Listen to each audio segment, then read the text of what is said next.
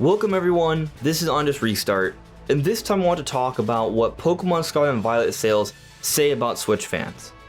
So if you haven't heard, Pokémon Scarlet and Violet are out, and in the first 3 days, the games have sold over 10 million copies.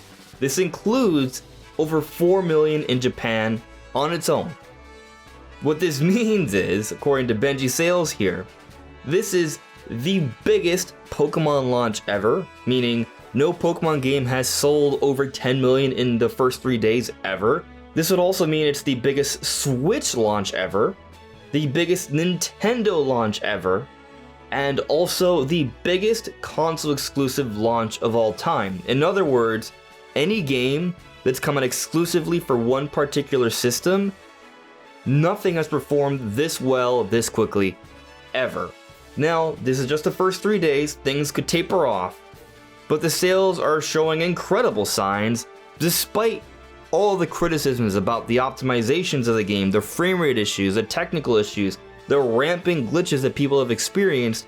Despite all of this, Pokemon Scarlet and Violet are selling incredibly well. So then that begs the question, what does this say about Switch fans? Well, that's what we're talking about today. Before we jump into things, let me first very quickly mention my social media. You may see a few different things here on screen. You can check that all out. It's linked in the description below. And of course, if you like what you're seeing here, you can subscribe or perhaps consider joining as a member. So to start things off, let me first make this clear.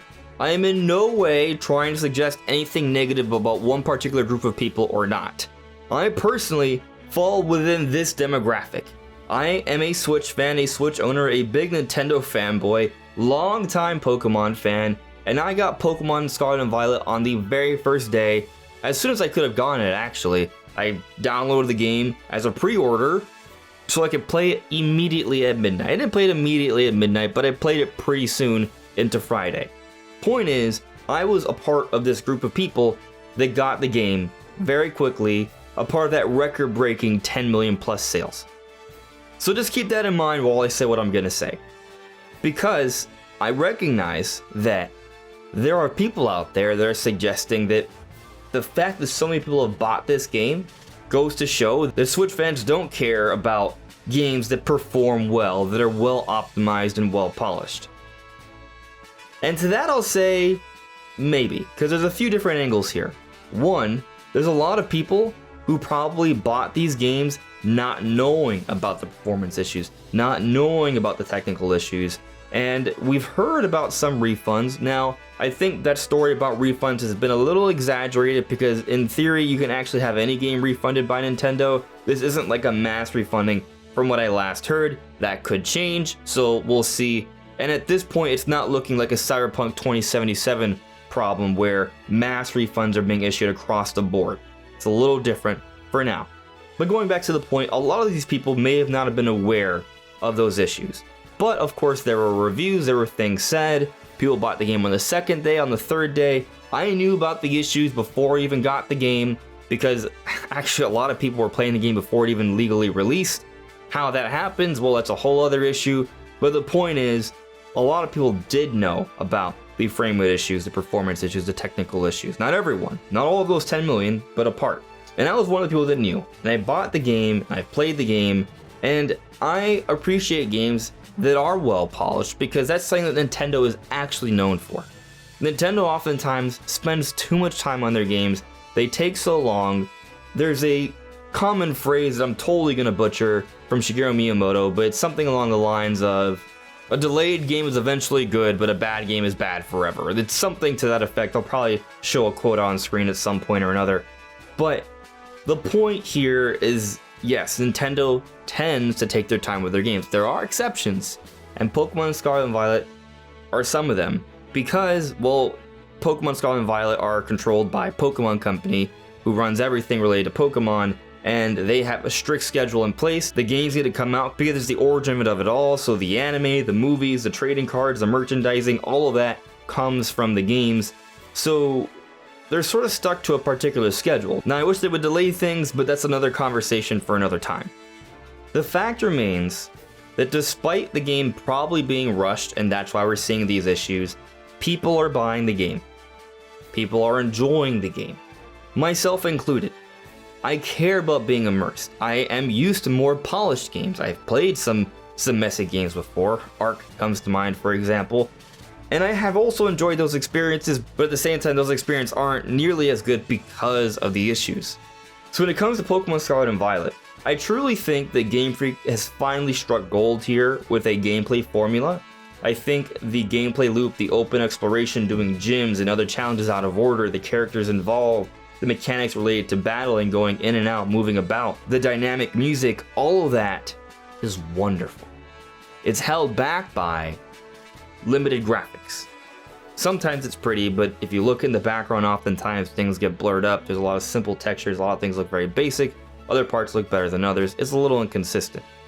It's also limited by the chugging. The game sometimes slows down or stops sometimes. It's just not a completely smooth moving experience. And then sometimes we see clipping. We might see things we're not supposed to see, like under the world, for example, if we interact with a thing in a particular angle. It doesn't seem like they had a lot of optimizations for all the different ways we can move about this world. It's something that's pretty new to the Pokemon universe. And we've heard discussions and talk about this memory leak. The longer and more you play the game, apparently, the more issues and weird glitches that show up.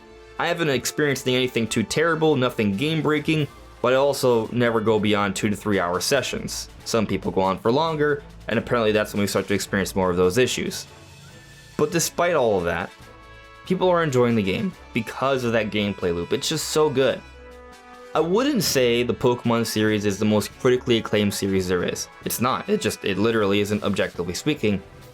But there's something about Pokemon that brings in a large amount of people every time. And some of that is obviously marketing, the trading cards, the anime, the movies, the merchandising. That all keeps the Pokemon universe big, huge. But it all sources from the games. And we go back to Red and Blue, which were limited at the time as well. There's just something about going on your own adventure, exploring, interacting with these characters and catching these Pokemon, raising them as your own, and then battling with them. That gameplay loop is what people fell in love with. And what they're doing with Scarlet and Violet is an evolution of that, pun intended, and it shines through all these issues. I am by no means trying to say that this is okay. But what I am saying is, there are a lot of fans out there that don't care as much. Of those 10 million, I'm sure there are people who do care. I care, right? I don't want it to be the case that there are issues in Pokemon Scarlet and Violet. I am not okay with it. I am hoping they improve upon things. But also, it's not stopping me from playing the game, based on how important Pokemon is to me and how much I'm enjoying the game. But if they keep doing this, they keep putting out janky games, they will start to build up a reputation that isn't good for this series and is not just a poor representation for Pokemon, but also Nintendo as a whole. So they definitely need to work on things. But I think these numbers do go to show that what matters the most amongst Switch fans is gameplay. It's not that people don't care about the performance or technical issues, I think people do. But when you have a series that has been consistent, that has captured the hearts of so many people over years and years, a lot of people are willing to overlook those things when the mechanics are so fresh and new for the series. And I think that's in large part why Scarlet and Violet are doing so well. When they first announced that they were going to be bringing in the first true open world Pokemon games, success was pretty much guaranteed regardless of how well it was executed. For that reason alone. And here we're seeing it. 10 plus million sold. But it's not just the fact that it's open world Pokemon games, it's that the actual gameplay loop is good, just marred by technical issues. I wonder how much better it could have done if it didn't have those technical issues. Maybe about the same? Hard to say.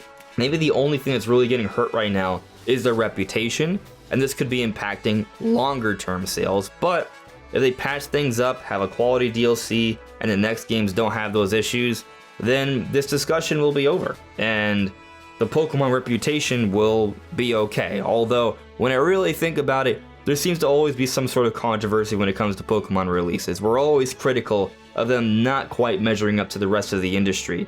So I am curious how long these controversies can last before it starts to really show on these sales of Pokemon. Maybe it won't. What do you guys think? Let me know in the comments below. Anyways, everyone, this is On Just Restart. Thank you so much for listening and watching, and I'll see you all really soon. Take care.